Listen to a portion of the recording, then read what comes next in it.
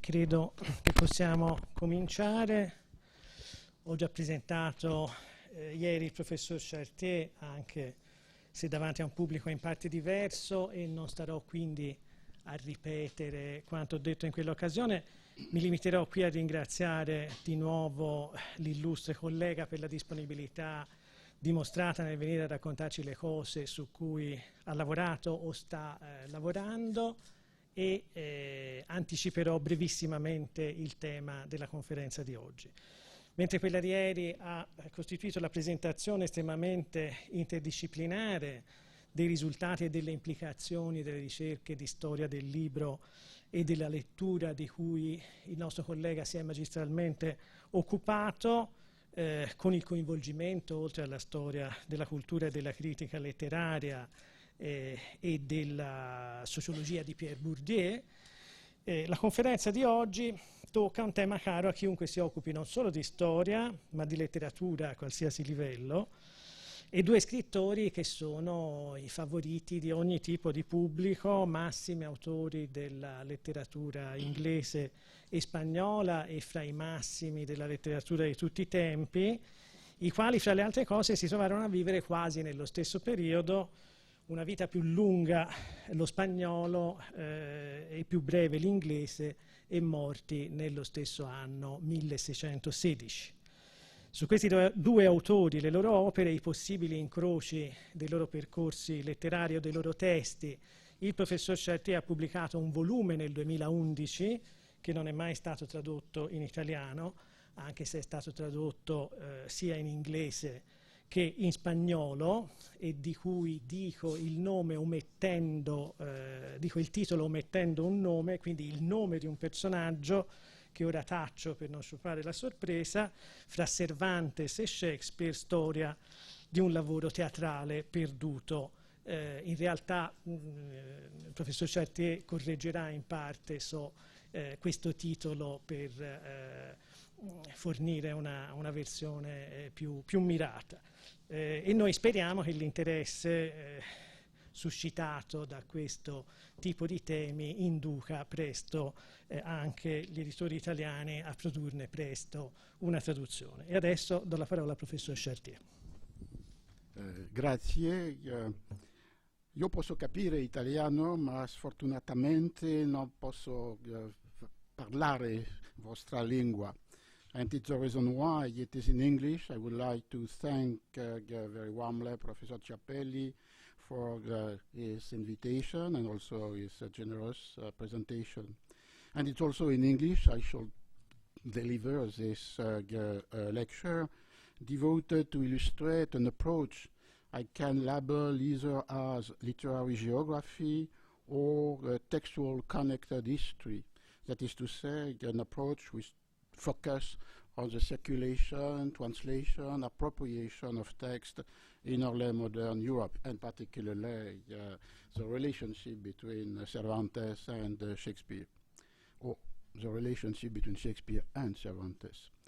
According to Franco Moretti, as you know, in his book Atlas of the European Novel in the 19th Century, literary geography can refer to two very different approaches. It may indicate the study of space in literature or else of literature in space. The second perspective, literature in space, maps establish carte of the places of publication of a work and the chronology of its translation.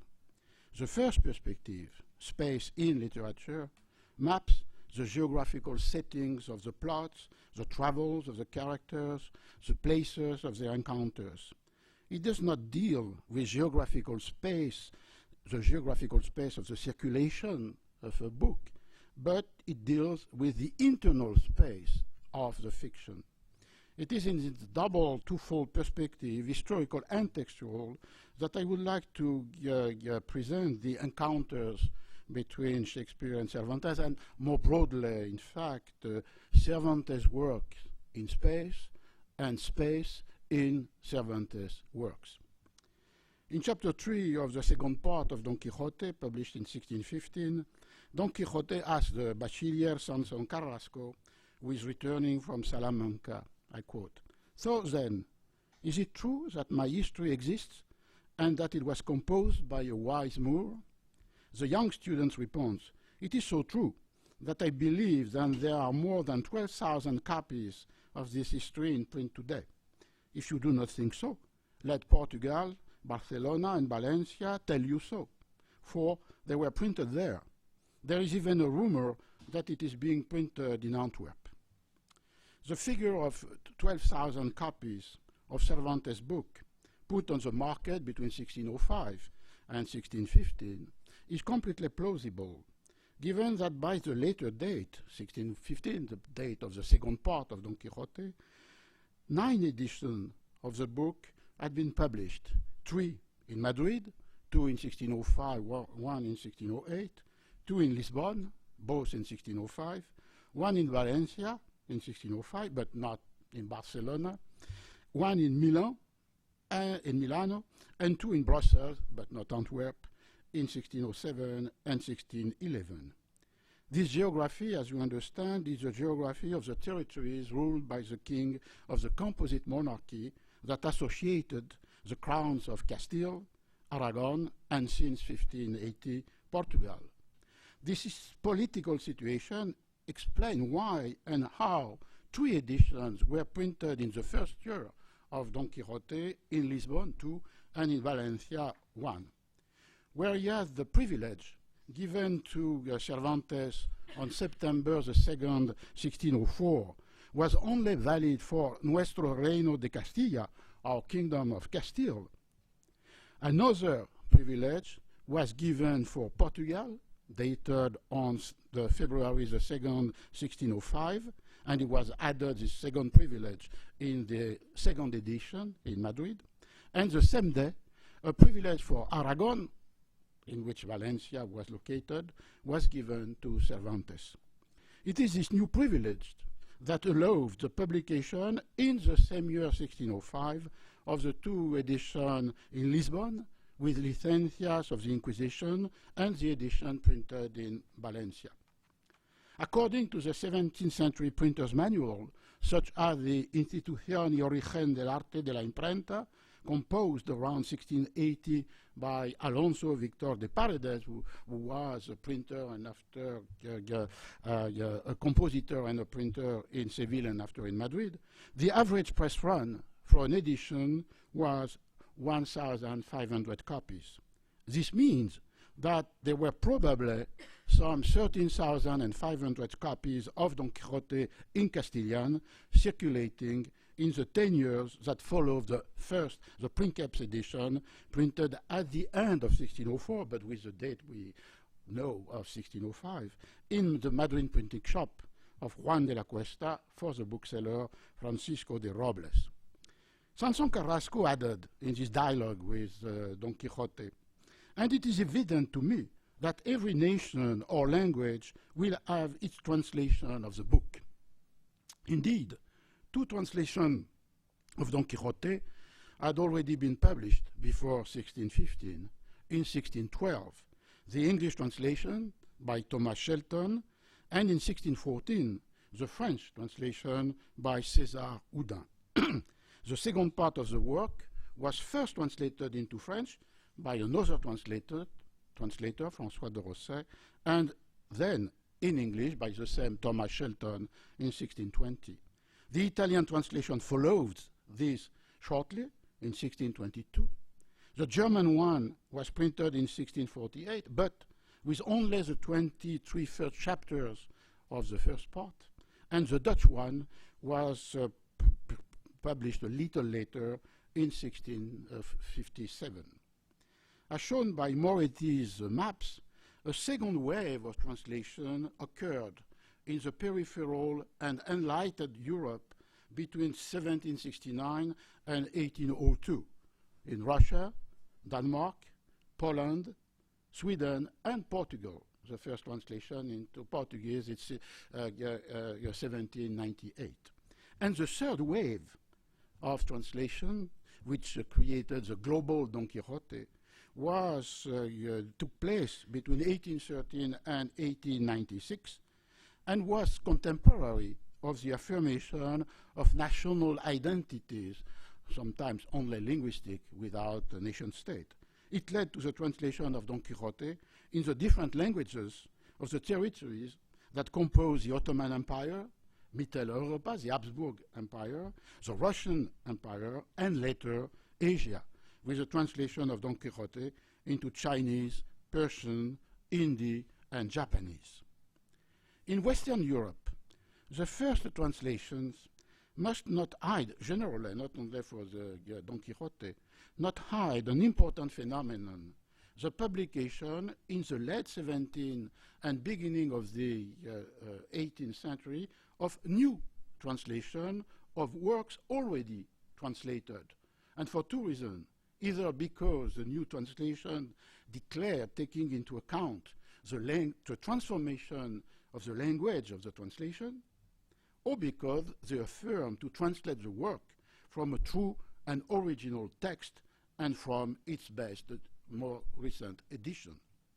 For Don Quixote, this series of new translation of a book already translated by Shelton in 1612 and 1620 began in 1687 with John Phillips, which was one of the nephew of Milton, and who presented his new translation of Don Quixote as, I quote the title page, new made English according to the humor of our modern language, as if the language has changed sufficiently between 1612 and 1687 for justifying a new translation of the book translated previously by Shelton. But Phillips' translation was followed in the beginning of the first part of the 18th century by 5 other translations that claim to be revised and corrected. Motte's translation in 1700 is given as translated from the original by several hands.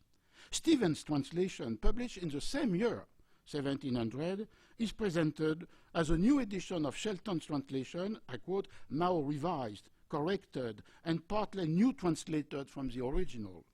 Ozell's translation in 1719 is said carefully revised and compared with the best edition of the original printed in Madrid. And the translation in 1742 by Jarvis and in 1755 by Smollett are claimed both to be translated from the original Spanish of Miguel de Cervantes.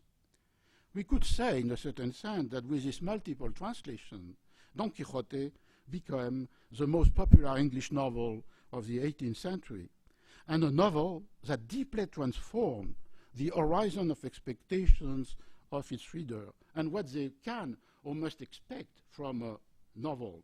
And it is this reception of Don Quixote that made possible the composition or the reception or the success of the novels written by Fielding, Smollett himself, who was both translator and author, or Sterne, Tristram Shandy. In France, and it was an illustration of a point made yesterday following Yao's theory of reception, when some works are sufficiently powerful to transform the horizon of expectation of the readership. In France, the first translation by Houdin and Rosset had a longer resistance, in spite of the new translation by a Jansenist, Fillot de Saint-Martin, 1677-78, in which Don Quixote did not die, allowing new sequels, written by Fillot de Saint-Martin himself, and another translation by Florian, famous author of Fable, in 1799, that abridged the work by suppressing what he designated as repetition, digression, or narration, which must be drastically compressed. The French translations were often used for the translation of Don Quixote in other languages, and in other fundamental point, that not only the new translation of book already translated, but also the fact that many translations were translation of translation. It's the case for the Russian translation of Don Quixote, which illustrates particularly this phenomenon.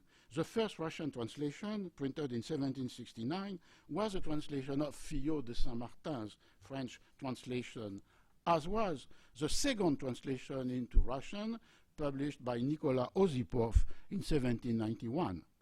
The following one, Vasily Zhukovsky translation in 6 volumes, published between 1804 and 1806, was a translation of Florian's translation.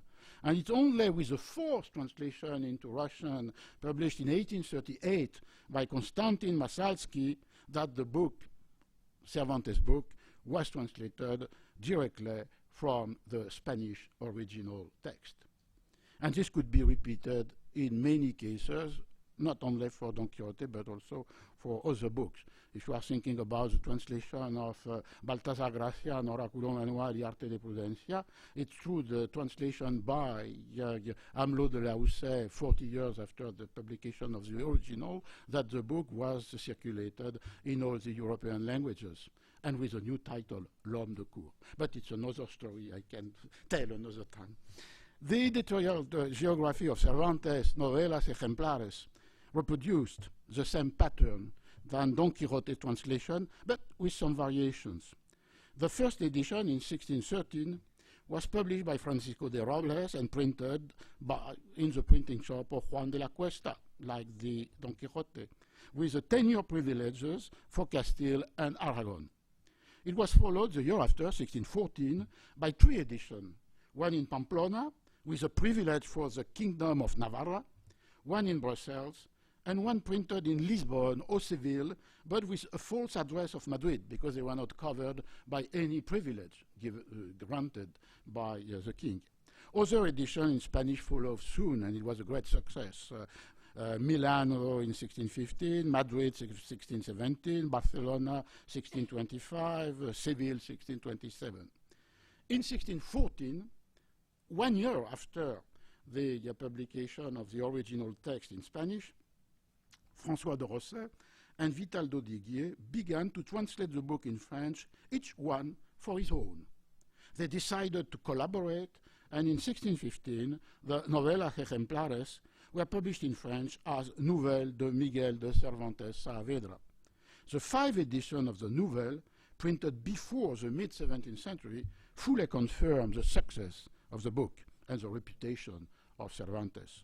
Cervantes' novels, Novelas Ejemplares, were also translated into Italian rapidly and published in Venezia as early as 1626 by Guglielmo Alessandro di Nobilieri Clavelli under the title Il Novelliere Castiliano di Michiel di Cervantes Saavedra.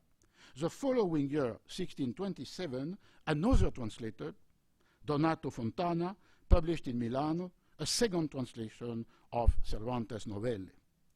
At the difference of the French and Italian translations, and at the difference of Don Quixote, whose first translation of all the translation was the English one by Shelton, the English translation of the Novelas Ejemplares waited a little more.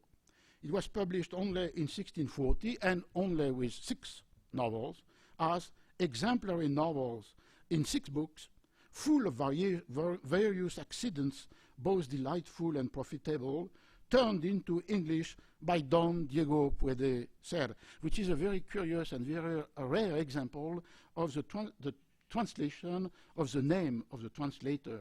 His name was James Maybe Puede Ser. Diego Puede Ser. And this James Maybe was a very active translator, because previously he has translated Le Guzman de Alfarache as a Spanish rogue in 1622, and La Celestina as a Spanish boat in 1631.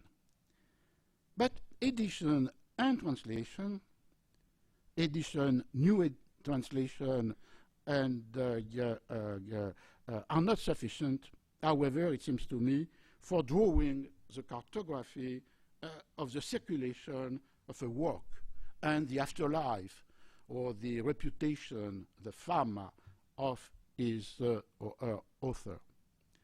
Other geographies are necessary, and it would be a way to supplement the perspective developed by Franco Moretti. Other geographies are necessary, and in first instance, the mapping, the cartography of the places and dates of the various embodiments of the fictional characters. Because we have to understand that it was very early that Don Quixote and his companions in the Cervantes book left the pages that told their adventure and made their appearance as embodied in courtly amusements and popular masquerades. In 1605, on the occasion of the entry of the Duke of Lerma, the valido de Philip III,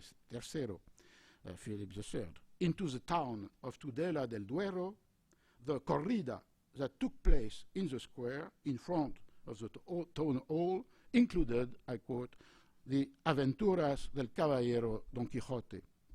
1 year earlier, in 1607, 2 years after the publication of the first part, the knight-errant, Don Quixote, had found himself on the other side of the Atlantic, taking part with other famous chivalric knights in the justes, in the tournaments organized by the corregidor of Pausa, the then capital of the province of Parinacochas in Peru.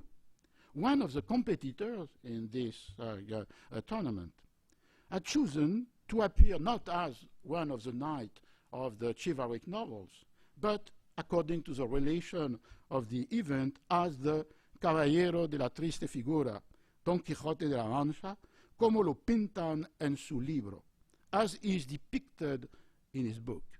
And indeed, the book of Don Quixote was certainly not unknown in the Spanish Indies, even if the claim made by Irving Leonard in the famous classical, the Book of the Brave, that clause on the whole of the first edition was dispatched to America seems somewhat exaggerated. Nevertheless, the facts remain that a very large number of copies of the book had arrived in Mexico and Peru by 1605 or 1606, either because of the transatlantic book trade between some Spanish booksellers, for example, from Alcalá de Henares, and American ones, which were their correspondents, and sometimes in the same families, or because transatlantic travelers brought the book with them. Cervantes' heroes remained familiar figures present in many festivals in Spain. For instance, in Salamanca in 1610, during the festivities celebrating the beatification of Ignatius of Loyola, the students of the university performed a picaresque masquerade devoted to El Triunfo de Don Quixote. This comic triumph of Don Quixote, performed at the heart of the religious celebrations, was enjoyed by all the spectators, but as the relations or report of the festivities notes, in particular by those who had read his book. It's another important point to note that many of the reception, a large part of the reception of the book is by people who knows already what is this book, and particularly in the case of the festivities, or as I shall comment a little later, on the case of the theatrical adaptations. The formula that combine the pleasant presence of Don Quixote and the devout prayers addressed to recently new saints or beatified people like Ignatius of Loyola, but also Teresa de Avila, was a feature that reappeared in Saragossa in 1614, in Cordova in 1615, in Sevilla in 1617, in Baeza and Utrero in 1618. Likewise, on the American continent, in Mexico in 1621, the knight-errant Don Quixote was present in the festival organized by the workers of the Plateria Real on the occasion of the beatification of San Isidro. Now, in a first dimension of the embodiment is the presence of Don Quixote, Sancho, and other characters of the book in the festival, religious, carnivalesque, aristocratic. Another form of embodiment is clearly given by the stages, when the characters and plots in the book were transformed in a theatrical work for the stage. And it seems to me that it's the first time, before Pamela, before Paul et Virginie, that a novel, with quotation mark, because as we know, never Cervantes would have designated his book as a novel, but always as a history. It's the first time that a fiction is transformed into a narrative fiction, is transformed into plays. And this series, the theatrical adaptation, follows more or less the chronology of the translation. Very soon, or the chronology of the editions, because very soon after the publication of the book, possibly in 1605, and clearly before 1608, the Valencian playwright Guillem de Castro, the author of the Mocedades del Cid, composed a commedia in 3 acts entitled Don Quixote de la Mancha, which fundamentally staged the love story of Cardenio, Lucinda, Fernando, and Dorothea. First theatrical adaptation. But sometime after, during the early months of 1613, in London, the King's Men performed before the court of England, twice, a play entitled Cardenio or Cardena, which is, and I shall try to say why, which is without any doubt the first English theatrical adaptation appropriating the story, the novel of Cardenio, and perhaps the history of the knight-errant himself. The play, as you know, was never printed and did not leave any manuscript. And it's the reason why, and you mentioned this in your introduction, it's the reason why in the last 15 years, the quest for this lost play became a good plot for some detective stories or detective novels. A challenge taken by many playwrights and stage directors, and an academic topic which was discussed in various congress by various books, and among them one of the books I have published about Cardenio between Cervantes and Shakespeare, the story of a lost play. I do not want to tell once again with excessive details this well-known story. I just want to come back briefly to the documents of the 17th century that indicated the presence of Cervantes' book in England, and that have associated, in a manner or another, Cervantes' book with Shakespeare's name. It is in 1605 that, it seems to me, the first copy of Don Quixote entered in England, and particularly entered into the Bodleian Library in Oxford. Apparently it was purchased in Spain by a London bookseller, John Bill. Bill had been sent in Spain by Sir Thomas Bodley, the founder of the library, for buying books using a donation made by the Earl of Southampton for the acquisition of Spanish books, which must enter into the collection of the library. Don Quixote and Southampton gifts were recorded in the register of the library in 1605, and the book, Cervantes' book, was probably received in August 1605 in the library of Sir Thomas Bodley. Another copy was surely brought, and with other copies perhaps, to England by the gentlemen who have accompanied the Earl of Nottingham in an embassy sent by England to Spain in order to ratify the peace treaty signed in 1604 in London between Spain and England. And one of these gentlemen, following the ambassador of Lord Nottingham in Spain, wrote in a letter in November 1605 to a friend of him, "While I was in Spain, I bestowed much in books, because they are rare of that language in England." So about Spanish books. But the following year, in another letter dated May 11, 1606, he wrote to the same friend, Chamberlain, he wrote, "I send you Don Quixote's challenge, which is translated into all languages and sent into the wide world." This allusion remains obscure because we don't know which challenge of Don Quixote is writing about. And, of course, at this time, there was not any translation of Don Quixote.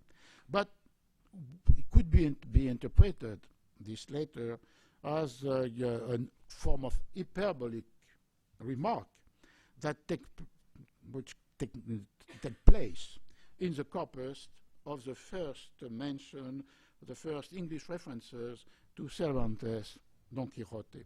And this series of the first allusion, references, mentions of Don Quixote in England is relatively well known.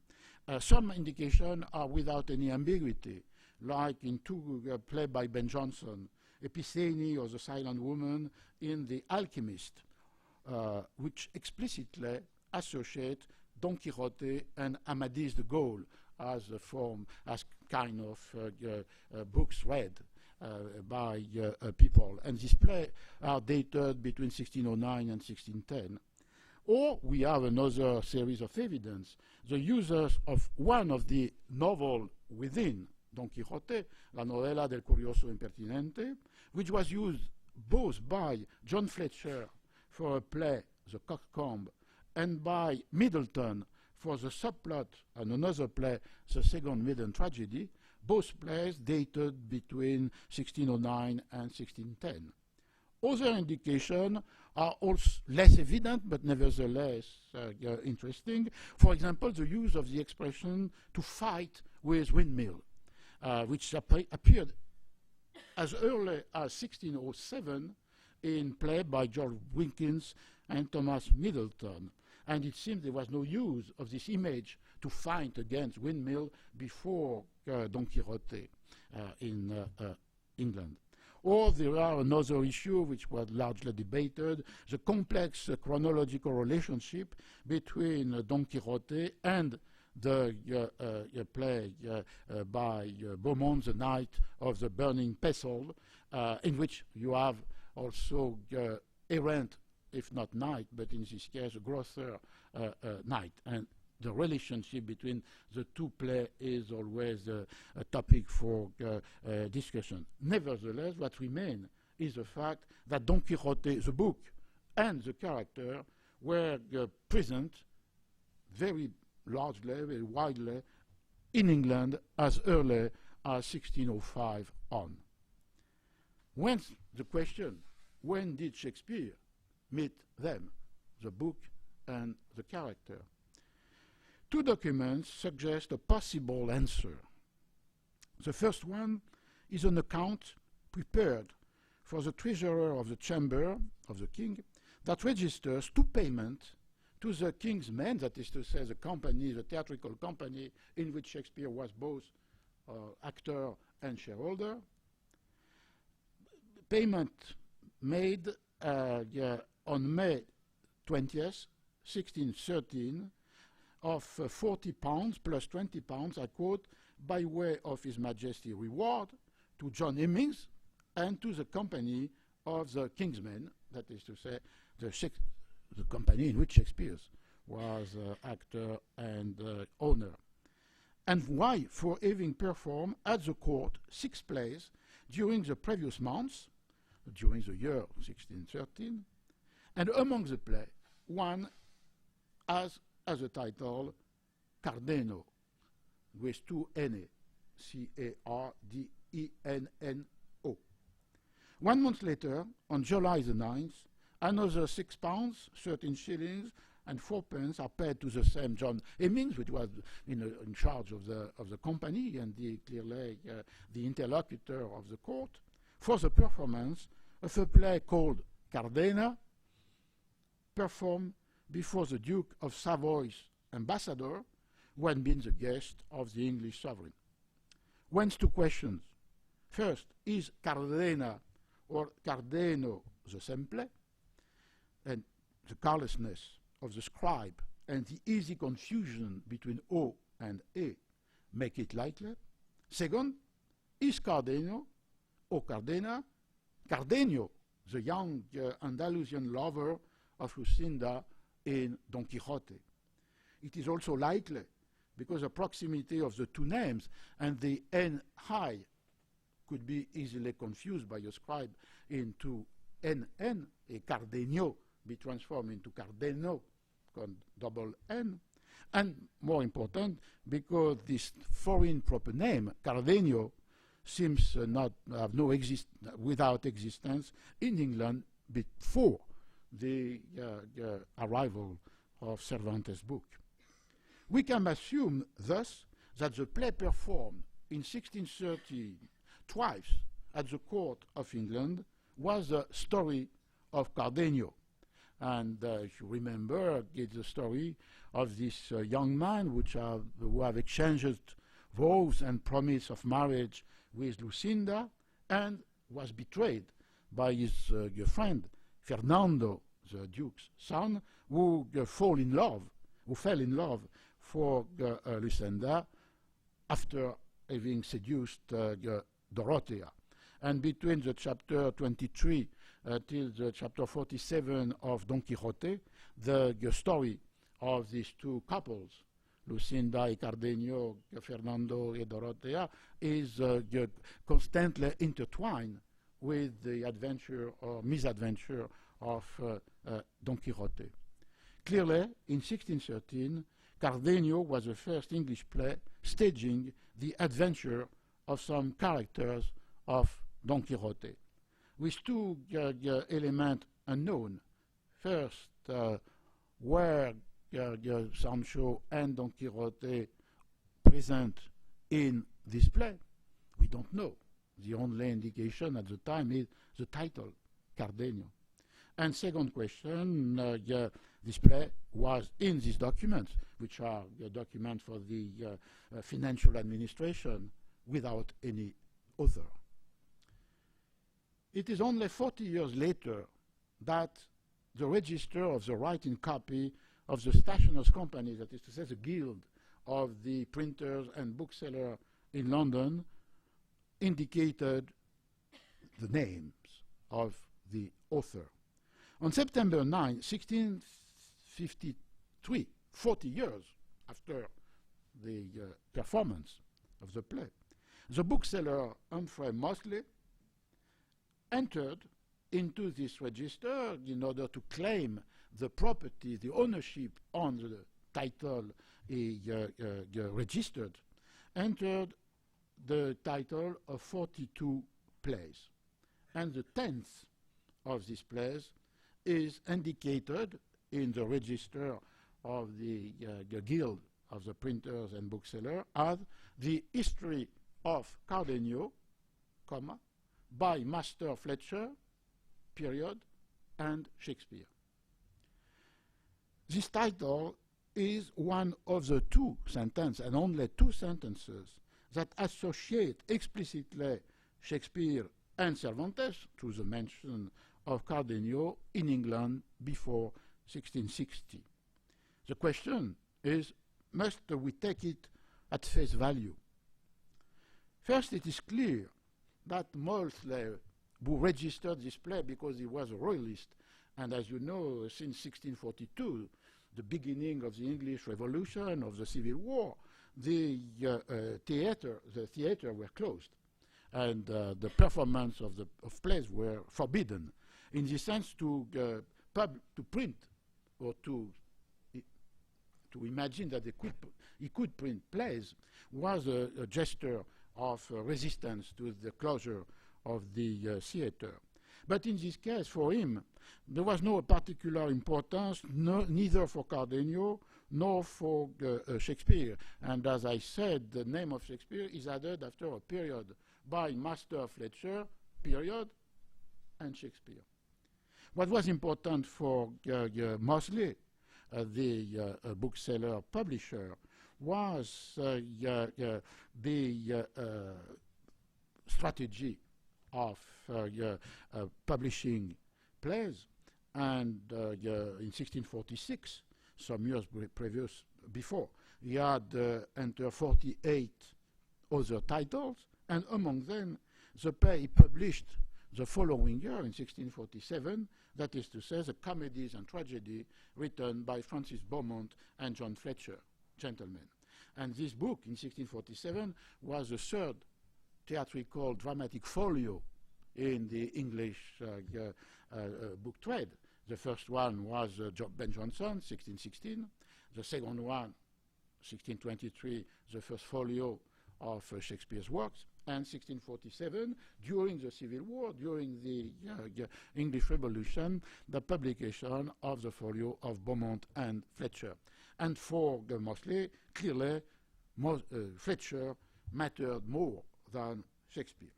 But the collaboration between Shakespeare and Fletcher at the time is completely plausible. During the same year, 1613, they wrote together two other plays. All is True, which was published in the first folio in 1623 as Henry VIII, that is to say, the last of the 10 historical plays by Shakespeare, and they wrote together also The Two Noble Kinsmen, a play which was printed with the two names by Master Fletcher and Master Shakespeare in 1634. Cardenio may have been the first play of their collaboration because it was, as I said, likely performed in the beginning of the year 1613, between January and February. Another reason for this hypothesis is the analogy between the plot of Cardenio and the plot of The Two Noble Kinsmen. Both are stories of the brutal, violent destruction of a perfect friendship between two young men, and a friendship always often expressed in the lexicon of true love, and the destruction of this perfect friendship by the desire they share for the same woman, in the case of Cardenio, Lucinda, in the Emilia, in the case of The Two Noble Kinsmen. But with the history of Cardenio, even if we accept that it was a play written by Fletcher and Shakespeare, who did really meet Cervantes? Can we establish this beautiful idea according to which Shakespeare was a reader of Don Quixote? It's clear that Fletcher, whose name is the first attached to the play in 1653 in the register of the Stationers' Company, was much more familiar than Shakespeare with Cervantes' work and with Spanish language. Before 1613, he has already used the novel of the Curioso Impertinente in the play, The Coxcomb, I already mentioned. And after his death, he will come back to Don Quixote in two other plays. He will use also the exemplary novels in 4 plays composed between 1616 and 1626. And he'll use the last book of Cervantes, Los Trabajos de Perfiles y Sigismunda, published in 1617, 1 year after Cervantes' death, in another play. Clearly, Shakespeare was familiar with the Spanish text and with the Spanish language. The proof, he used the exemplary novels before their translation into English, which was only in 1640. So necessarily, he used an original Spanish text. So the question is displaced. What was the role of Shakespeare in their collaboration, and did Shakespeare really contribute to the history of Cardenio? A doubt could be introduced because Mosley's entries are not always very accurate for Shakespeare. When Mosley, the bookseller, entered title in order to protect them with a writing copy and not necessarily publish them, was the case of Cardenio. He has entered the title, the history of Cardenio, he never published the book. When he did this, of course, there was a lot of uncertainty. In the same entry of 1653, he attributed to Shakespeare The Merry Devil of Edmonton, a play published anonymously in 1608. And he attributed to Shakespeare Henry I and Henry II by Shakespeare and Davenport, a play that was licensed in 1624 and attributed to the soul, Davenport. In another entry, a little later, 1660, June 29, he attributed to Will Shakespeare 3 plays still more mysterious: The History of King Stephen, Duke Humphrey, a Tragedy, and Iphis and Iantha, or A Marriage Without a Man, a Comedy. And of course, never these plays were entered into the Shakespearean canonical, the Shakespearean canon. And so there is doubt about the accuracy of the attribution made by Mosley, and sometimes the name of Shakespeare, as you know, was attached to play he never wrote, since the moment on in which his name was an argument for selling books. And so the commodification of Shakespeare's name is without direct relation with the text that Shakespeare wrote. But in this case, it's extreme, this instability. Remains, however, a possible clue of the participation of Shakespeare in this play, the title itself. As observed by Gary Taylor, the formula, the history of, occurs in 6 plays by Shakespeare printed before 1613. None of the Fletcher's plays use this phrase in the title, and no other playwright used it so frequently. And Gary Taylor concludes, the evidence of verbal parallel thus identifies Shakespeare as more likely than any other early modern playwright to have chosen the history of Cardenio as a play title. We can also add that Shakespeare was perhaps also inspired, reinforced in this idea according to which the history of was a good title, either for history when it was the histories, the historical plays, but also for plays which are not historical, was perhaps reinforced in this certainty by the title used by Shelton for the 1612 translation, The History of the Valorous and Witty Knight-Errant Don Quixote of the Mancha. And in this sense, Shelton substituted to the word hidalgo from the original Spanish title, the word knight-errant, as if in a certain sense the reader, or most of them, already knew the story of this hidalgo, poor gentleman, who decided to become a knight-errant and to call himself Don Quixote de la Mancha. In 1613, the play performed at the court in 1653. The play performed at the court 40 years before has acquired, as we've seen, as we saw, 2 authors and the title, The History of Cardenio. But it remains, and will remain until now, without a text. It has a title, it has the authors, 2, Fletcher and Shakespeare, but no text. As I said, Mosley never printed the play, and there was no surviving manuscript. Perhaps with an exception, a song, whose the first words are woods, rocks, and mountains, and the desert places. And is a song composed by Robert Johnson, a Latinist and composer associated, working with the King's Men since 1609.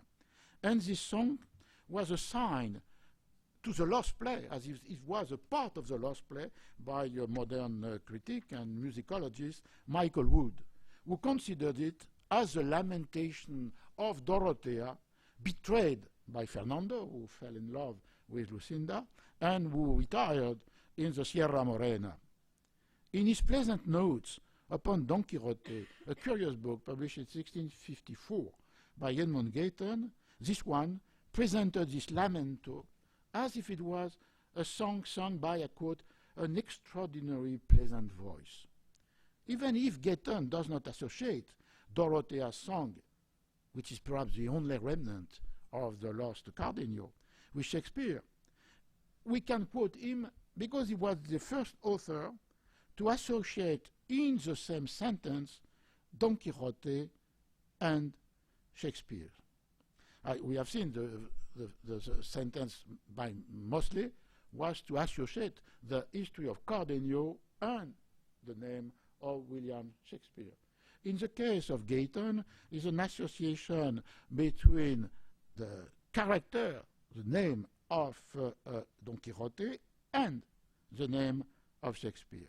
This association occurred in one of his notes to the chapter 19. This book by Gayton used the translation by Shelton and add notes or sometimes transformation into a verse of some passages of the translation, and sometimes also a verse which are written directly by Edmond Gayton. And in the chapter 19, in one of his notes,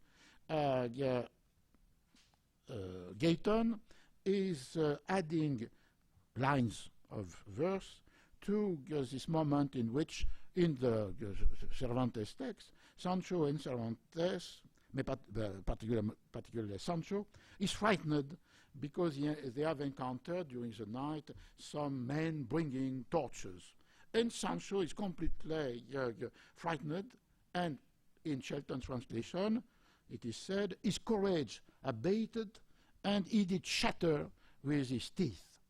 And in the note he attached to this line, Gayton gives some lines, some verse to Don Quixote, which is looking at Sancho frightened. And the lines are, "What make thee shake? What make thy teeth to chatter? Look on thy dawn, the Shakespeare of La Mancha, whose chief defense I am." And so this fragment, the Shakespeare of the Mancha, is very interesting because on the one hand, it was a pun. He added a pun to other puns which were already made with the name of Shakespeare. In 1593, Green, in an attack against Shakespeare, was coining the expression shake scene. In 1639, Thomas Bancroft was writing, "You are so use your pen or shook your spear." And so the identification between the spear and the pen. What Gayton is doing is not only adding a new pun about the Shakespeare name, because the Shakespeare of the Mancha, which is a reference to the spear of Don Quixote, is also inverting an image or trope which was very frequently used in the English Revolution. In the pamphlets, in the news books, the enemies are often ridiculed as the Quixotes of this age. And the defenders of Parliament or the supporters of the king were mocked by their adversary for their quixotical chimeras. And they were also considered as Don Quixoted, a series of words which enter into the English language at the time to be quixoted, quixotical, to be a Don Quixote, which are connected directly with a very strong presence of Cervantes' book in this year, 1650s, in the year of the 1650s. And particularly, there was a new edition in 1653 of the book. And so we have here, in the case of Gayton, the inversion of this trope, in which it's not the English who became Spanish, Don Quixoted, but it's just the contrary. That is to say, the Spanish knight of the Mancha became English, is Shakespeare's of the Mancha.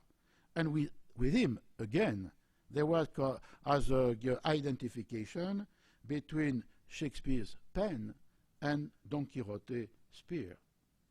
So it's what we can see about this very complex question, but very fascinating. A play by Shakespeare, inspired by Cervantes, was of course a good material for inquiries or novels, or that's another question we can discuss after, playwright and directors, how to perform a play which does not exist. But in France, to close with this theatrical appropriation, just a word. In France also, Don Quixote appeared in courtly festivities, and the first one, it seems to me, in a ballet in the Louvre in 1614, and after in a series of plays by Pichou, 1628, of which the title was, like the Cardenio in England, Les Folies de Cardenio, and 10 years after, another French playwright, Daniel Guérin de Bouscal, wrote a trilogy, 3 plays, inspired using Cervantes' book in 1639 and 40, the 2 parts of his Don Quixote de la Manche, and in 1642, Le Gouvernement de Sancho Panza, which is a play devoted to the moment in which, in the second part, Sancho is the governor of the highland of Barataria. And we can follow this looking at the theatrical appropriation of the second part, published in 1615, which was used, and particularly for the episodes of the government of Sancho Panza, in different theatrical genres. It was used by the spectacle for the fairs, particularly in Paris, La Foire Saint-Germain, La Foire Saint-Laurent, for comedies, Dufresne, 1694, Dancourt, 1712, for operas. And there are 2 operas composed in 1727 and 1733 by Antonio Caldara for the court of Vienna, in Italiano, in Don Quixote in Corte della Duchessa, e Sancho Panza, governatore dell'Isola Barataria, and also a play I have studied particularly, which is a play for a puppet theater in Lisbon, in the theater of the Beiro Alto in 1733 by Antonio José da Silva, and the title was A Vida do Grande Don Quixote de la Mancha. So, for this first part, we can have this conclusion in which it seems to me there is some methodological point which can be made.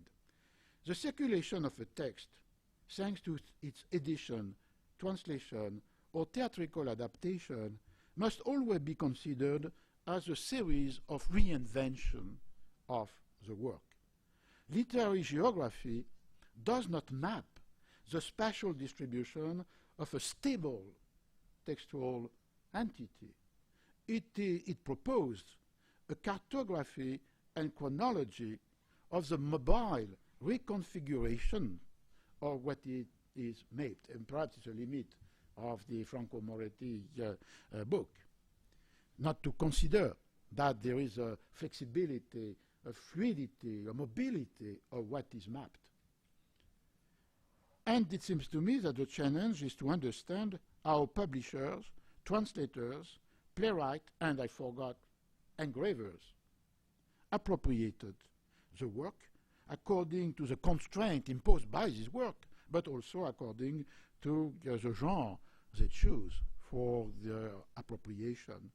And here there is a clear contrast. For the playwright, Don Quixote de la Mancha was mainly considered as a repertory of short stories, novelas, El Curioso Impertinente, the 3rd chapter of the narrative of the captive, or even Cardenio, which is not constituted by Cervantes as an autonomous novella, but which is distributed into fragments, which finally could be recomposed into a short story of love of these 4 young people of Andalusia.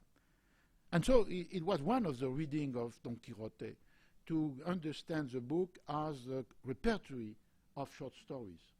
For the festivals, for the illustration in the book.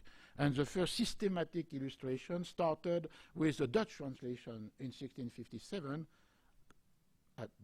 It was not these short stories which were central. It was the adventure and misadventure of Don Quixote. So it was the first part, that is to say, to follow the Cervantes book in space, and particularly focusing the attention about the adaptation and the theatrical adaptation, and particularly because the name of Shakespeare was involved in England in 1630. But we can also have another questionnaire, that is to say, to invert the framing of the question and to follow space within Cervantes' work. And starting with the Novelas Ejemplares, in which Cervantes inscribed multiple forms of mobility, which implies multiple geographies. Commercial exchanges crossing Castile, migration of people from the north of Spain traveling south in search of work, returns of the new wealthy people from America, the Peruleros, the people who were enriched in Peru. And an example, Felipo de Carrizales, el celoso extremeño, the jealous old man from Extremadura, who, I quote, finding that he was so short of money and even shorter of friends, he resorted to that course of action to which many other wastrels in that city turned, and he departed for the New World, el pasarse a las Indias. In las Indias, America, in this imaginary mental geography of Cervantes, are like Spain turned upside down. I quote the same novel, the Indias, are the place where the desperate men of Spain look for refuge and shelter, bankrupts seek an haven, cutthroats a safe conduct, and where asylum is given to those card sharps who professional card players call ciertos, and whither women of easy virtue are lured. There many end up deluded, and few find satisfaction. The translation is a translation of this expression, according to which the Indians are engaño común de muchos y remedio particular de poco. In Peru, Carrizales found remedio and not engaño, satisfaction and not delusion, and, I quote, in the 20 years that he spent there, through his hard work and application, he managed to amass a fortune worth than 150,000 solid gold pesos. But the main geography of the novelas is, however, the one that follows the capture, escapes, and rescues of Christian prisoners sent by the Turks to the Baños, the prison in Algiers, or sent on the Ottoman galleys. In La Española Inglesa, the English-Spanish girl, the young English but Catholic author Ricaredo captures 2 Turkish galleys, frees the Christian slaves and also 20 Turks in order to hide his love toward Catholic prisoners, and come back to England with, I quote, a ship previously captured by the corsair Arnau Tomami, a ship from Portuguese India loaded with spices and with so many pearls and diamonds that it was worth than 1,000,000 ducats in gold. And of course, everyone recalled that in between the chapters 39 to 41 of the first part of Don Quixote, there is the narrative, the history of a Christian captive. Seized during the 1571 Battle of Lepanto, this captive was sent to Constantinople. He rove the galleys in the navy of the Grand Turk, and finally found himself in Algiers, I quote, locked in a prison or house that the Turks called the Baño, where they hold Christian captives. He is thus an imagined double, resembling yet different from Cervantes himself, who was also captured by the Turkish corsairs, but not in the Battle of Lepanto, but off the Catalan coast in 1575, and also was prisoner in Algiers, from which he repeatedly attempted to escape.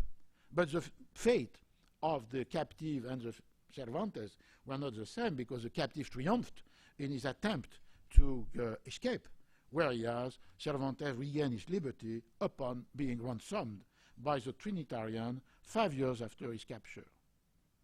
In La Española Inglesa, Ricaredo is likewise recused by the father of the Holy Trinity, having been captured by some Turkish corsairs off the coast of Provence.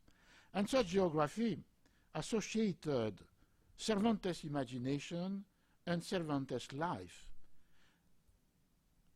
particularly with the association between the Mediterranean world and America. In a memoir written on May the 5th, 1590, Cervantes requested an office, a cargo vacante en contadurías o corregimiento, an office vacant either in a fiscal or financial administration in Nueva Granada, Cartagena de las Indias, or La Paz, or in a court in Guatemala. In spite of his 22 years of military campaign and his famous wound in the Battle of Lepanto, where he not lost but had the complete deterioration of his left hand, El Consejo de las Indias turned down his request with the indication, look out to make him a favor by here. And I was struck by the fact that this attempt by Cervantes to go to the Indias in 1590 has encountered an echo in Don Quixote with the two brothers of the family of Ruy Pérez de Viedma, the captive escaped from Algiers. Because in this case, this man has two brothers. The older himself has the desire, he said, to follow the profession of arms, and in that way serve God and his king. And what he did, because he was captured in the Battle of Lepanto. The second brother, I quote, chose to go to the Indies, and like the Carrizales, the celoso extremeño, became a rich man in Peru. And the last brother, the third one, Juan Pérez de Viedma, quote, said he wanted to enter the church and complete the studies he has begun in Salamanca. And the younger brother, is encountered by the captive escaped from Algiers in some chapter of the Don Quixote at the moment in which he is leaving for Indies to serve as a judge on the Royal High Court of Mexico. And so, in a sense, the fate of the three brothers of the Viedma family mirror the failure of Cervantes' aspiration. For him, the metropolis and the colonies remain separated. And we can imagine what would happen if Cervantes has received an office in the Indies in 1590. In this time, he has published only one book, La Galatea. And so perhaps I shall not be here today to speak about Don Quixote if Cervantes has received the office to be in a fiscal administration or court in the Indies. I shall conclude with the last element of the Cervantes geography, a book which is an admirable book but not read as much as Don Quixote, Los Trabajos de Persiles y Sigismunda, that were published posthumously in 1617, and which was, for Cervantes, the most important of his work, because it was the way for competing with the Hellenistic novel, and particularly with one book, the Ethiopica by Heliodorus. In this book, the title is Historia Septentrional, Northern History. And in the two first parts, he describes and locates multiple shipwrecks, journeys, adventure in a northern world, which is both imaginary and genuine, and characterized by furious seas, frozen oceans, barbarous islands, human sacrifice, and lycanthropy. And we learned at the end of the book that this space of the north was the place where Periandro, in fact Persiles, was born, and it is indicated in the island held to be the last one on Earth, and which is identified with Greenland.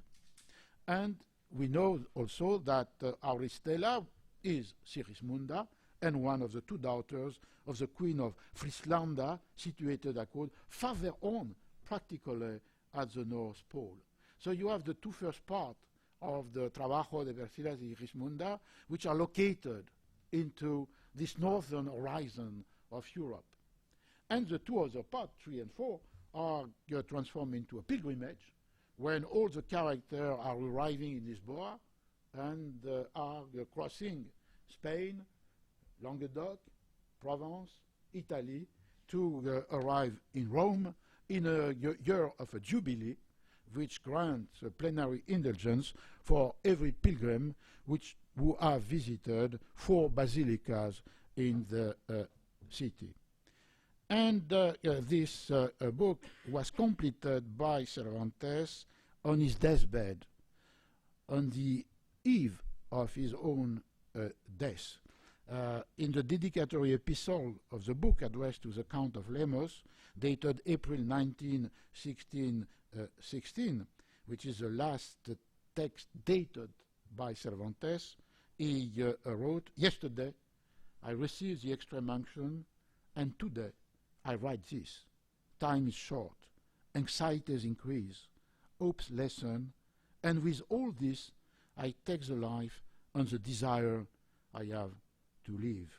And in the prologue, we don't know if it was written after or before this dedicatory epistle, he departed from the world, from his friend, from his readers, with melancholy and with a paradoxical farewell, particularly to the lector amantissimo, the dearest reader. I can read in Spanish. Adiós, gracias. Adiós, donaires. Adiós, regocijados amigos, que yo me voy muriendo y deseando veros presto contentos en la otra vida. For I am dying and hope to see you soon, happy in the life to come. This last book by Cervantes enclosed in a textual microcosm, an immense macrocosm, that is to say, the imagined seas of the Septentrion, the Iberian and Italian territories ruled by the Spanish king, the territories of his French enemy, because they have to cross the pilgrims, Languedoc and Provence, and finally, the most sacred place of the Christendom, in a year in which last year of Cervantes were inspired by a very counter-Reformation spirit. He was member of several lay orders. And in this sense, the book was fascinating. He fascinated because it was translated with 2 different translations in 1618 in France, and the English translation was in 1619, 2 years after the publication in Spain. The Italian translation was in 1626 in Venezia. I have a last part, but I prefer to cut it and we have an exchange. The last part was just devoted about a way for articulating literature in space and space in literature, paying attention to something which was not often commented upon, that is to say, the presence of maps, of genuine maps, in some edition of the fiction. And it's an entire chapter why and how maps were introduced in different kind of fiction. Utopia, the map of the island and Thomas More, or dystopia. There is the inverted situation in a very curious book by Joseph Hall, Mundus Alter et Idem, published in Latin in 1605, translated into English in 1607. Maps introduced also as a way of cartography of feelings, of sentiments. It was a map in the French novel of the Préciosité in the mid-17th century, or maps which introduced imaginary lands in actual cartography. For example, the maps introduced in the edition of Gulliver's Travels. And so, inspired by this three forms of map, utopia, dystopia, novels of the Préciosité, La Carte de Tendre, which was introduced in the Clélie by Mademoiselle de Scudéry in 1654, or the maps of Gulliver's Travels, or the maps of the island of Robinson Crusoe. I was interested by the moment when maps were introduced into the edition of Don Quixote.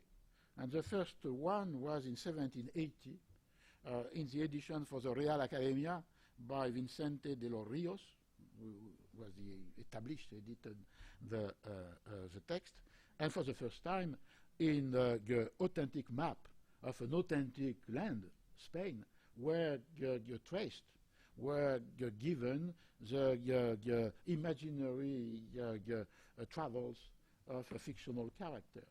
And the interest was the consequence about the reading of Don Quixote when you have a map which reinforced this illusion of reality of the history.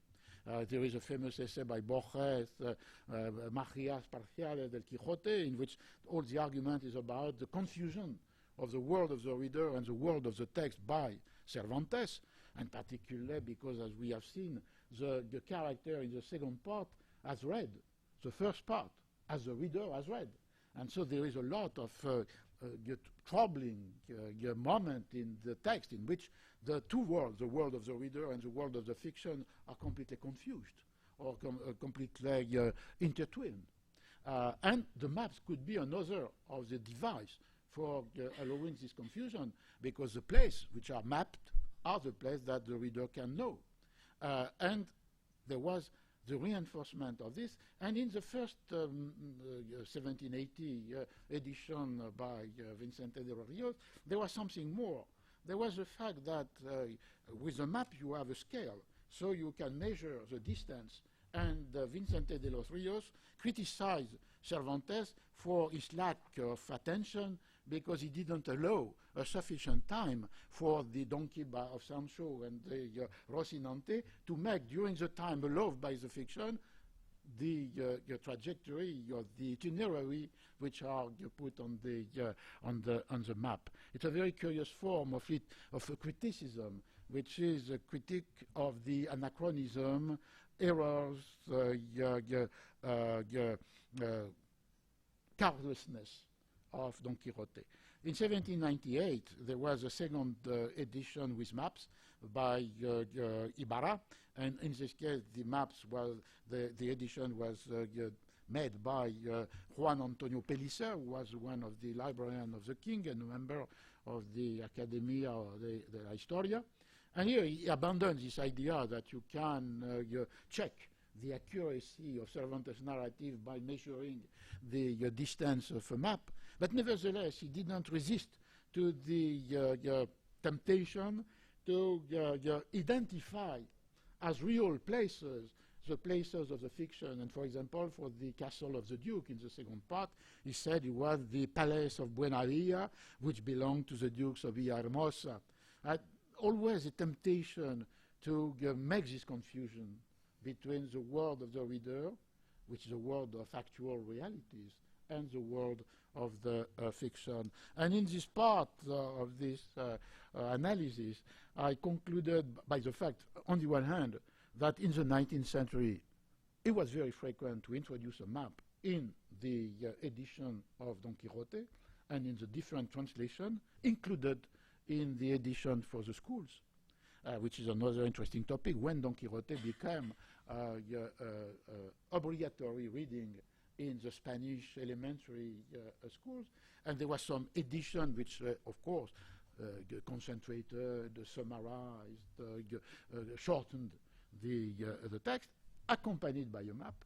And the last conclusion, why we have maps without, we have geography without maps, and it would be in the Persiles, which was never accompanied by any maps. But there is a geographical imagination produced by Cervantes, and the capacity, or what was called at the time ekphrasis, to make cartography in the mind of the reader without using an actual map in the book.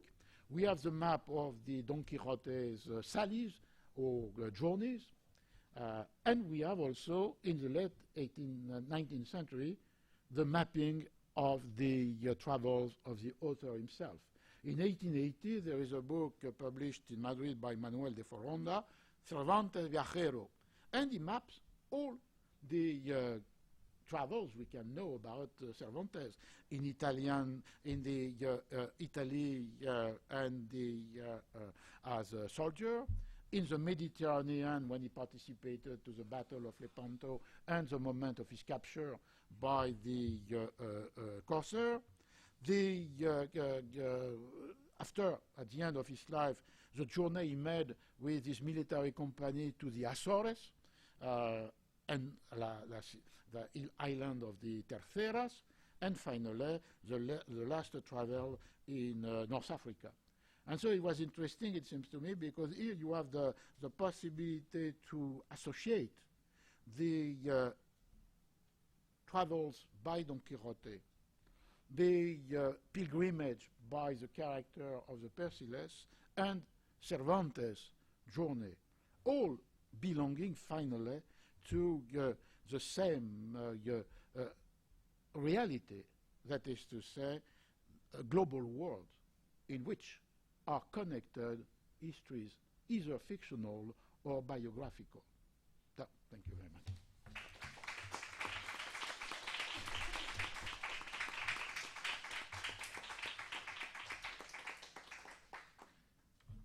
So, like yesterday, we can have a discussion in Italian, in Spanish, in Portuguese, or in French. Bene, ringraziamo il professor Chartier per questa ricchissima lezione sul tema che aveva scelto di presentare, che davvero tocca una quantità di questioni sia dal punto di vista dei suoi temi preferiti, la storia del libro, della lettura, della ricezione, ma anche temi che sono di grande importanza per gli storici della letteratura che si occupano di questi aspetti, dove fra l'altro insomma nascono anche tutta una serie di suggestioni, io credo, sulla fortissima intertestualità esistente già all'epoca di composizione di questo sostanziale primo romanzo, e quindi appunto le fonti di ispirazione, di trame, le forme di circolazione, di storie che vengono riprese, trasposte in generi diversi, reinterpretate, riproposte.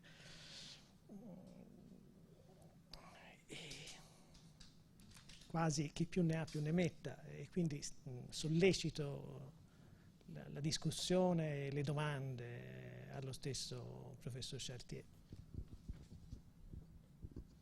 Just about what you said, because of course it's exactly this plurality of intertextuality, but I think this example is also a way for stressing the dissymmetry, the inequality. As I tried to say, Shakespeare was absolutely conscious that someone named Cervantes has written a book entitled Don Quixote de la Mancha. The inverse is completely impossible to imagine, because in this case, nothing from the English literature was translated into any of the Romance languages. The first translation of a play by Shakespeare from the original Spanish text was a translation of Hamlet in 1798 by Moratin.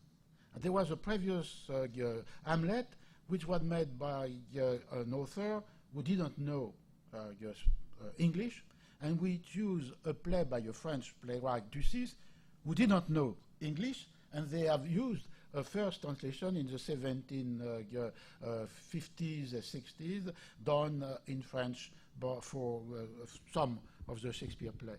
So I think it's interesting because it could be a discussion between cultural history and literary criticism. We can compare, if difficult to do, because Cervantes has written novel and was not very successful with plays, and Shakespeare has never written anything beyond poems and plays. But it's a classical topos to compare Shakespeare and Cervantes, a relation with the conception of the individual. You can do this, but you cannot forget that it is based on a profound historical dissymmetry and inequality, and the ignorance of the English literature, prose and verse, theater and poems in Europe until the second half of the 18th century, whereas we have seen here example in which Cervantes, but not only Don Quixote, the picaresque novel, the plays were immediately appropriated, imitated, or translated in all Europe, and particularly not only France, but Italy, but England, but with some more distance, Germany. And so I think it's an important lesson, this, in a geography, to have also a mobile geography, able to show this difference of reception. But please, in the language you want.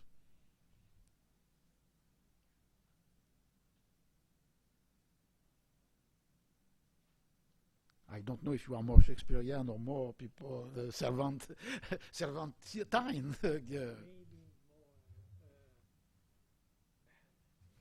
readers of Cervantes. Ah. Bon. This afternoon. En este caso podemos discutir en español.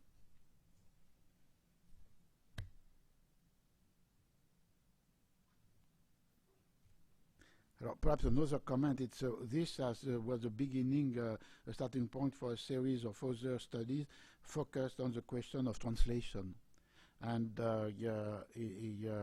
following how what I said, this mobility of the text through translation could sometimes be the transformation of the meaning of the text itself. And I just make this allusion to the translation, Baltasar Gracian, Oraculo Manual, Arte de Prudencia, 1647, and in which, what is fascinating, the word court never appeared. When it was translated by Amelot de la Houssaye in 1684 in French, it was l'homme de cour. So, and since this moment on, as all the other translations were translation of Amelot, with an interesting case, which is the Italian translation. Before Amelot, it was the only one. There are two editions in Italian of Oracolo Manuale e Arte di Prudenza. But when the book by Amelot was published, there was a third translation into, a second translation into Italian, who overshadowed, but disappeared the first one, and the book in Italian was transformed into L'Uomo di Corte. And this, and until an author I like very much, and I've written a lot of prologue or preface, Norbert Elias. Norbert Elias is quoting in the Court Society or in the Process of Civilization this book by Gracian, saying Baltasar Gracian was the first book to describe the courtlet psychology. And of course, in a book in which the word court never appeared, because Gracian was not interested by the court. He was interested by this very complex moral in a world which is a world of the original sin, and in which the individual had to protect himself or herself against the other. And so all the book is to define a series of rules for the behavior, which is what he called a moral allo pratico, and which is not exactly the commandments of the church, but was this kind of what you have to do in this world, which is a zero. There is one of the aphorismos, este mundo es un cero, to protect yourself. And so it's not particularly addressed to the court. And the courtier is not the model of the behavior which are described. It's with the Amelot, in the context of the Louis XIV's court, that Amelot thought that the court was the place in which all these practices were present, or from which they were a model. And so the book was understood after as this manual for the courtly psychology. And Norbert Elias retakes this because he have read Gracian in Amelot translation, and he has never, and so it's absurd. There is a French edition recently in which you have Gracian, l'homme de cour, as if Gracian has ever written a book which was called, entitled L'homme de cour, or which was distinct to the court.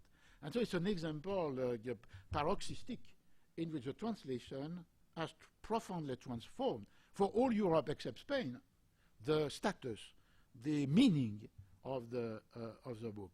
The two other cases I have studied more recently are when the transformation of the text is given in the translation by the preliminaries, the reason why the book is translated.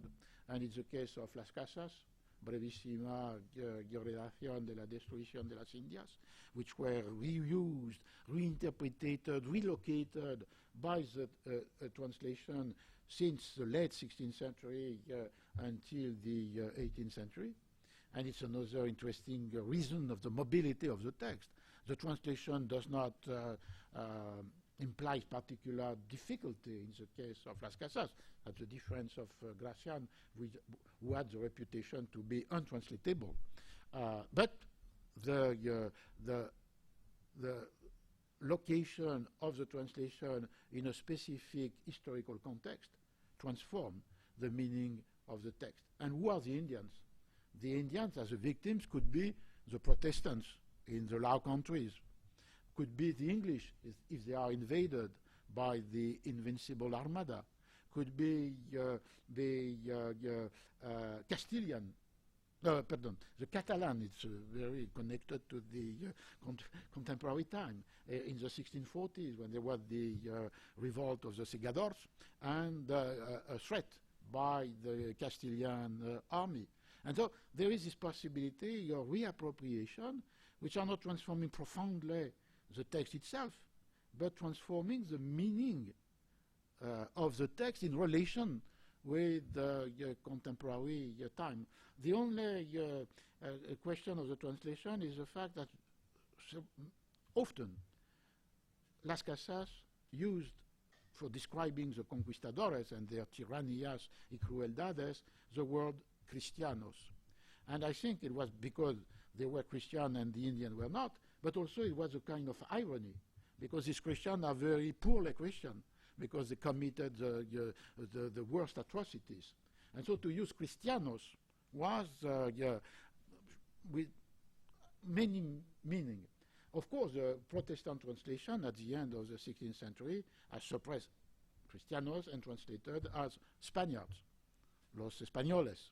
And there is the more recent translation into English, published in Penguin, in the more immediately available edition, in which, in the same sentence, where Las Casas had put Cristianos, the translation, 16th century, had put Españoles, Spaniards.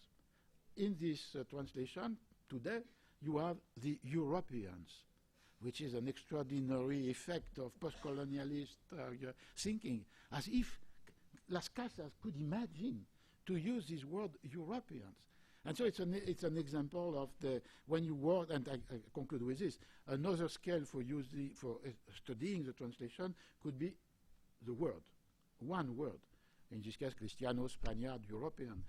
The other example I have studied was Castiglione, Il Libro del Cortegiano, in which, as you know all, there was this quite neologism of sprezzatura, and how the translator in the 16th century has debated to translate sprezzatura, which has these two characteristics. On the one hand, to use a word which is normally with a negative meaning as the most distinctive characteristic of the courtier, and to construct, like in Italian with the essay privativo, a word which was has the same kind of lexical structure. Spanish was easy, desprecio, descuido. French was more difficult, and it was in the second translation that the word mépris, that is the contrary of prix, like sprezzare, prezzare, was introduced. And in English it didn't work, so they have to use other work, recklessness. But in a translation, there was this idea that you can use to show this, the fact that perhaps the first distinction of the courtier was to use a word in a sense which was not the sense for everyone else, to use disgracing. That is to say, the sprezzatura, which is a condition to produce grazia, is produced by its contrary, by disgracing. And so it's an example in which you can follow the difficulty, which are both linguistic and interpretative, for as a scale of a word. It's not exactly only one word, because as you know, in this passage of Castilian, sprezzatura is opposed to the contrary, that is to say, affettazione. And curiously, sometimes it was affettazione that was a tricky issue for the translation. Boscan, the first Spanish translator, said he has no difficulty with sprezzatura, descuido, desprecio. But he said we have not in Spanish a word like affettazione. And we could imagine some equivalent. And the equivalent were demasiado cuidado or curiosidad, which was another story why curiosidad could be considered as the equivalent in the translation of affettazione. Well, just the end of the parenthesis, but I think it's a very important topic, this question of the translation. If you study at a very limited, it's no microstoria, but it would be the limited scale of the analysis. I don't know if you have about Shakespeare, about Cervantes, about the others. Yes, please. Tanto grazie per la presentazione. La mia domanda è, insomma, più una curiosità. Mi ricordo che ho letto Don Quixote in spagnolo, in Brasile, perché non trovavo in portoghese. E poi ho scoperto che la prima traduzione brasiliana è avvenuta negli anni 40. E mi chiedo appunto se il libro è venuto in Brasile attraverso una traduzione portoghese, cioè i primi libri, i libri vecchi in Brasile, attraverso una traduzione in portoghese, o è venuto appunto in spagnolo in altri paesi dell'America Latina e poi è stato spostato in Brasile. È una domanda forse un po' alquanto aleatoria, un po' strana, però mi chiedo, una curiosità, come curiosità. Sì, the general framework was the moment in which some Spanish texts, particularly from the Golden Age, are translated into Portuguese. And I've never seen any systematic analysis of this, because you have seen the first translation in 1798 of Don Quixote is not in the first wave of translation. It belonged to the late 18th century wave of translation on the peripheral Europe. When I mentioned the two editions in Lisbon, of course, it was edition in the Spanish, in the Castilian. So it would be a general topic, when and why some classical book of the Spanish Golden Age literature were translated into Portuguese, either because there was a feeling of the distance of the two languages, or because there was the idea to address the text to some reader who are not necessarily able to read the Castilian. It's a very important topic. In the case of the Don Quixote, the second translation, which by two Viscondes, Acevedo, and I don't remember the other name, was the 1870s, 1880s. And what you said recall me that one of the famous Don Quixote in Brazil is Don Quixote das Crianças de Monteiro Lobato. And it's a fascinating book because he used he don't use directly the translation of the two Viscondes, because, as you remember, in this book, there is a woman, an old woman, who start to read out loud Don Quixote for the children. But it's so complicated, the language is so difficult, that she decided to stop the reading and to narrate herself in his own language, her own language, the adventure of Don Quixote. And as you said, in this moment, because the book by Monteiro Lobato is the late 30s, there was no translation in Brazil, except the circulation of the translation made in Lisboa by this classical 1878-79, I think, translation. It's only after the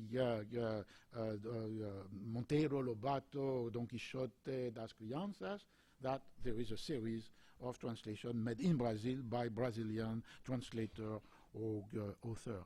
In this case, what you can say, the first translation of Don Quixote into Portuguese will not be perhaps the 1798 translation, anonymous and published in Lisboa by Bertrand, but what I mentioned, Antonio José da Silva, or A Vida do Grande Don Quixote da Mancha, which was not a translation of the text, but an appropriation for the theater of a Spanish version he has read, and he has used for constructing this play for the puppets of the bonecos, the bonifrates of the Beiro Alto, and Lisboa. It's a very interesting story, this, in a broader canvas, that is to say, when and why text belonging to the Castilian corpus or canon were translated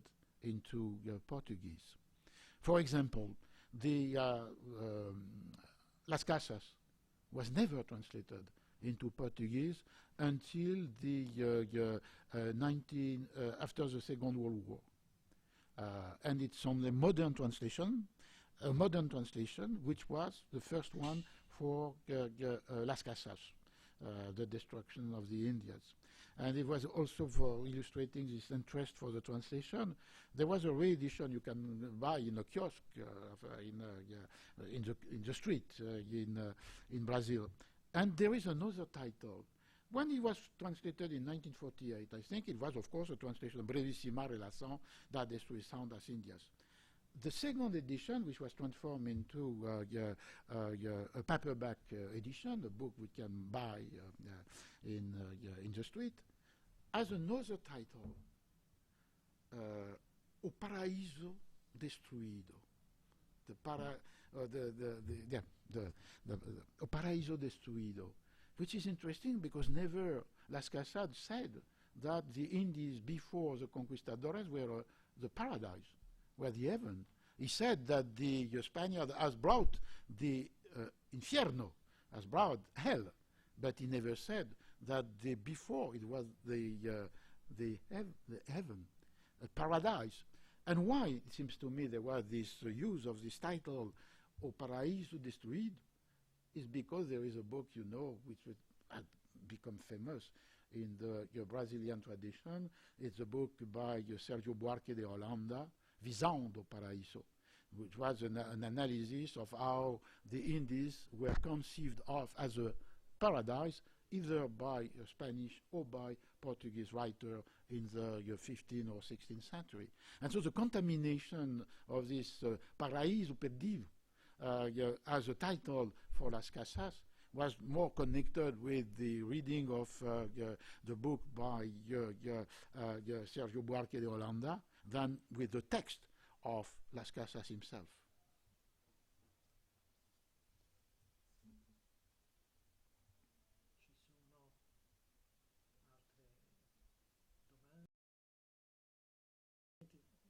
Viene da commentare, la lezione è stata veramente ricchissima e risulta difficilissimo poi riprendere degli aspetti, ma fa pensare quest'ultima riflessione sull'inserimento delle carte geografiche in testi come quello di Cervantes, perché certamente corrisponde a un uso che si diffonde, io credo, appunto a partire dal 600, dal XVII secolo, di corredare una serie di testi che hanno una larga destinazione come una parte della letteratura effimera, di appunto non solo di immagini, ma in alcuni casi proprio di carte che suggeriscono al lettore il modo in cui collocare gli avvenimenti di cui si narra.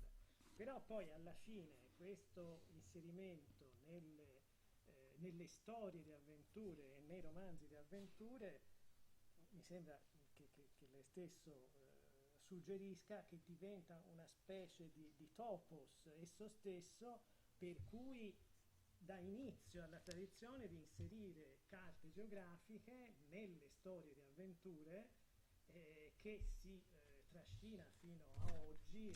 Sì. Fra poco ci sarà un convegno su Tolkien in questa università, nell'inserimento di carte da parte degli stessi autori, come nel Signore degli Anelli di Tolkien, per dare questo tipo di suggerimento e questa facilitazione, facilitare l'immaginario in qualche modo. E infine mi veniva anche una risposta, dal momento che nell'Ottocento Cervantes è stato criticato per non avere dato il tempo ai personaggi di spostarsi, tempo sufficiente per spostarsi da un vero luogo all'altro.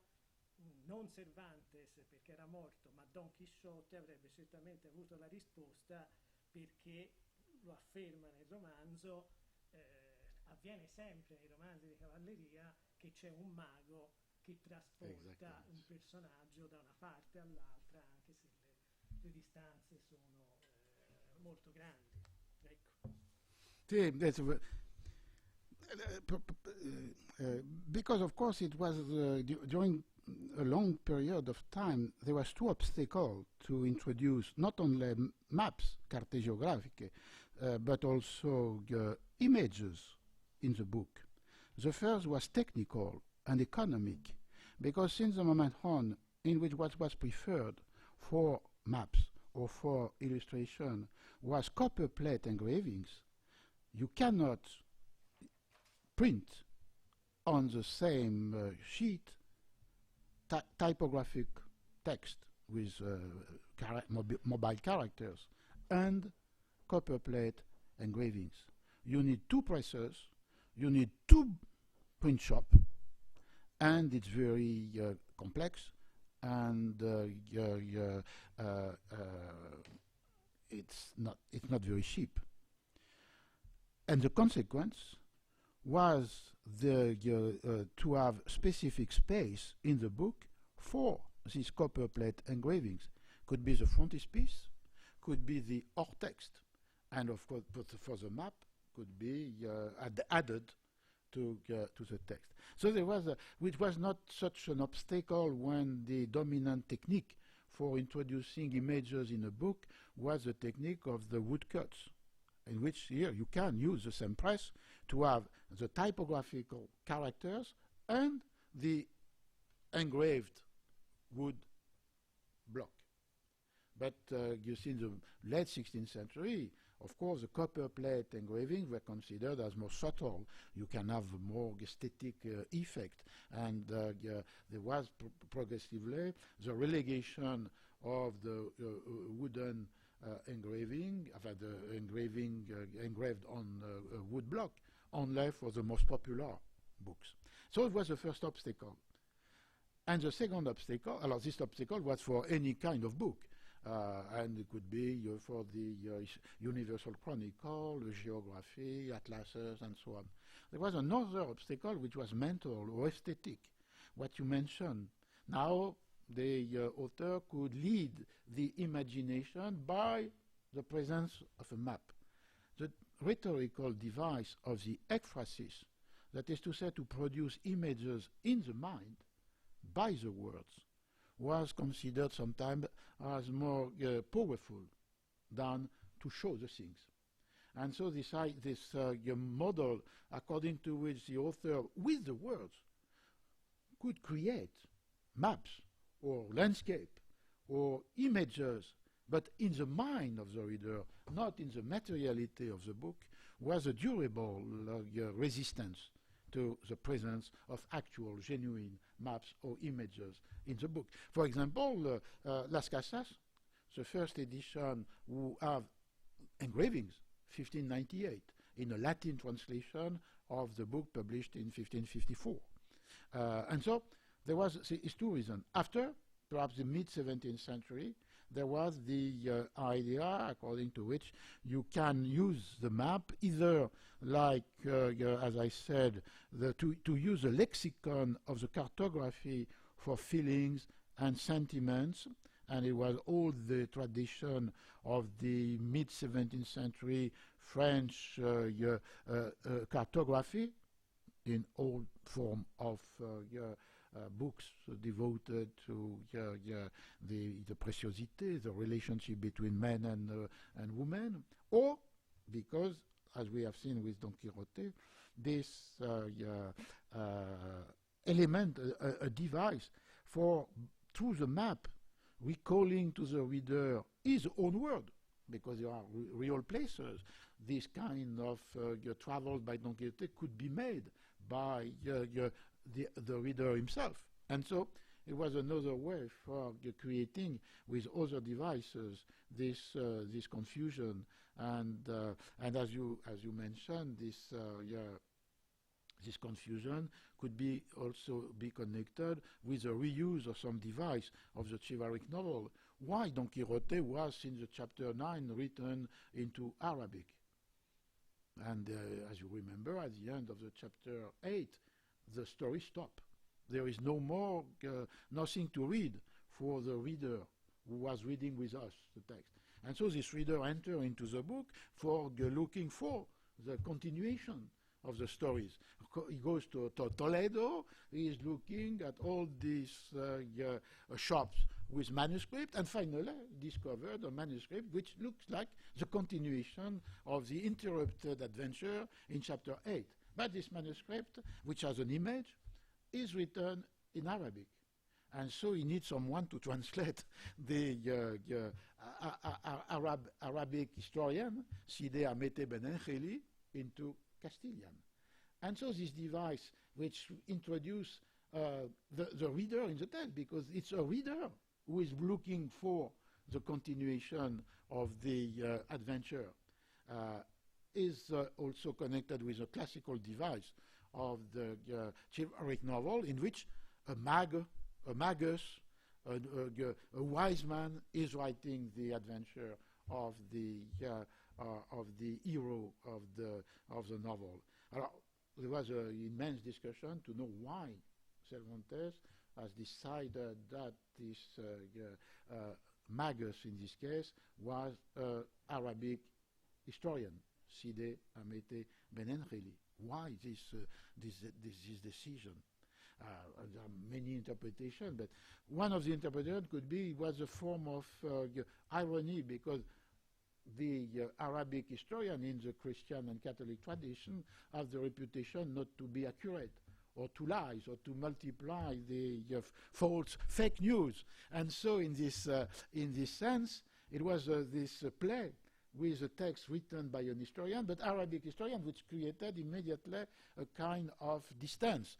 And many times in a chapter, you have a voice who is commenting upon what the Arabic historian has written, which is the voice of the author or the voice of the reader.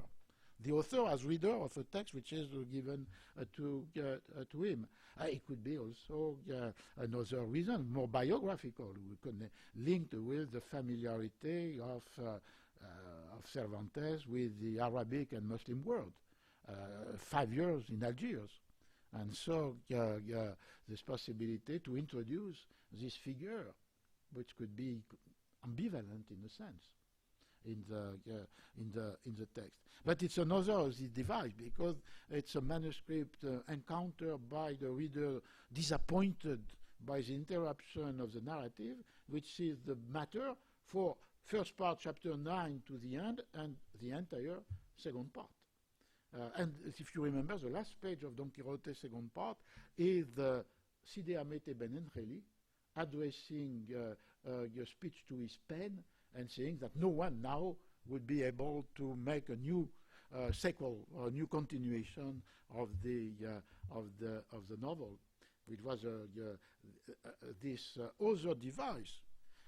You remember perhaps in 1614 there was a second part of Don Quixote, not written by Cervantes, but by an author which was until now not identified, but which appeared in the book as I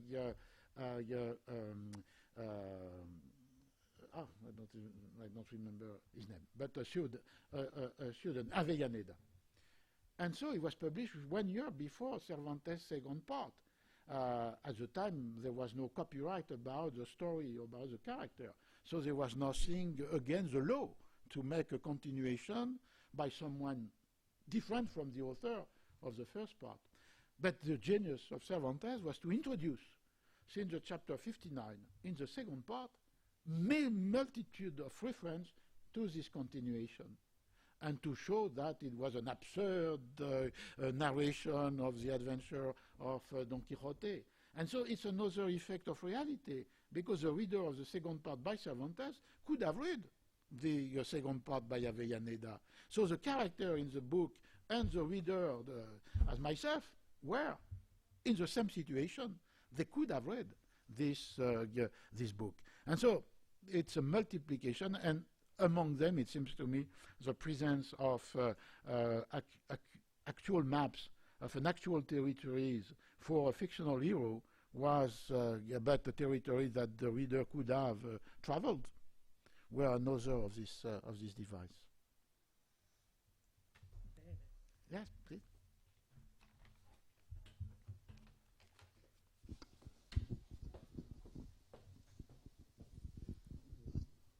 Volevo sapere, ci sono durante la, diciamo, la presentazione, ho notato una serie di punti di avvicinamento tra Cervantes e Ariosto, ad esempio. E il tipo anche, ad esempio c'è l'inserimento dell'immaginazione, dell'itinerario, del viaggio, del cavaliere errante, e soprattutto anche il momento del labirinto nell'Orlando Furioso, quando c'è l'intreccio delle varie storie. Volevo sapere se, diciamo, c'è una diretta influenza da parte di Ariosto su Cervantes, o se comunque sono un po' slegati, ecco. Cioè volevo sapere se c'è proprio una diretta influenza di uno sull'altro o no, cioè se sono indipendenti. I cannot answer decisively about it. It's clear that, well, as many readers Cervantes has read Orlando Furioso, a symptom or a sign of this. In chapter 59 and the second part, Don Quixote is visiting a printing shop. It's the first time that it seems to me another reality effect, that a novel or a fiction is using as a setting for an episode a printing shop.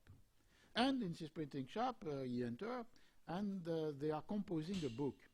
And this book is a translation by from an Italian book imagined by Cervantes called Le Bagatelle.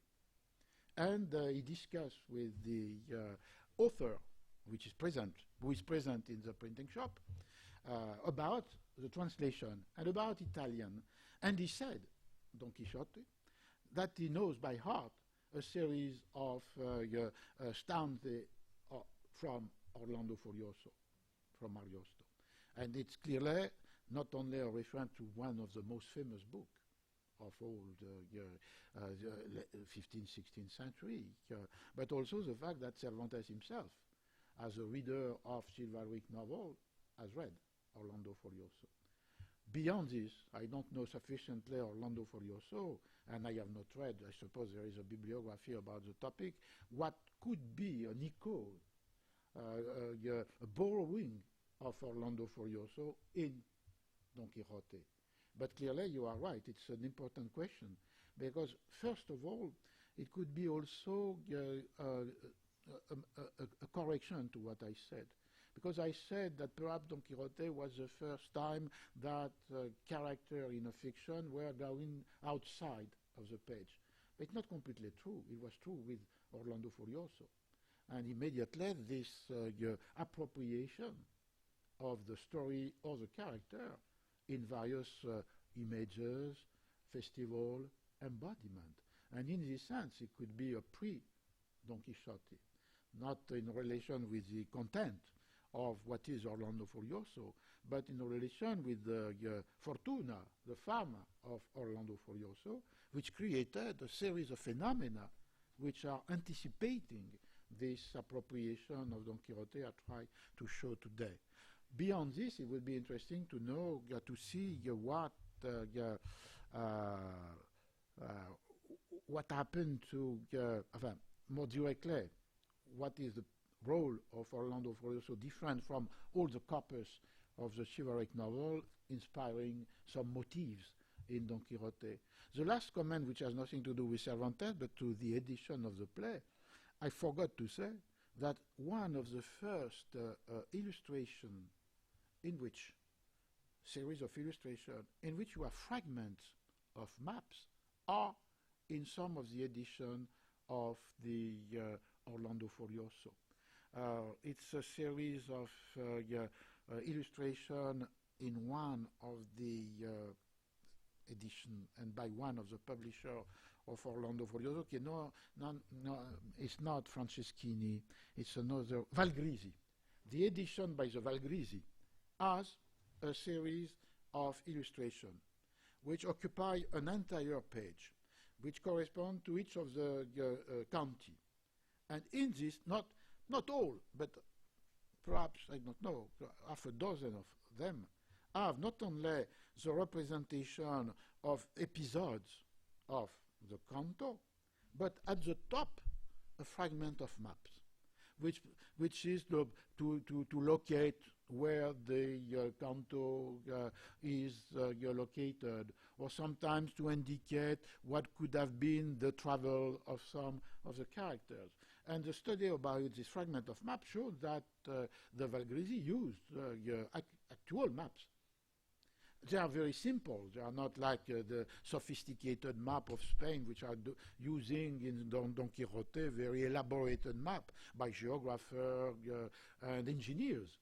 But nevertheless, it was the presence of this fragment of maps, which were, in this case, more device for helping the reader to locate the place of the canto or the travel of the hero. I think it's the only in this edition by the Valgrisi that you have the use of this fragment of map. But it could be another anticipation, but not in relation with Cervantes himself, who never imagined that maps could be introduced in the Don Quixote, but with the history of the edition of Don Quixote. And these elements could be added to what you said and we say about these echoes. But clearly, Cervantes has a profound knowledge of Orlando Furioso. Forse possiamo concludere qui perché l'ora è tarda, anche il relatore sarà stanco perché ci ha dato più di 2 ore di generosissime informazioni e commenti, analisi su questi temi di grande interesse e di grande spunto in tante direzioni. Noi ringraziamo di cuore il professor Chartier per questa sua generosità e ci rivediamo con voi Grazie da mille. queste parti.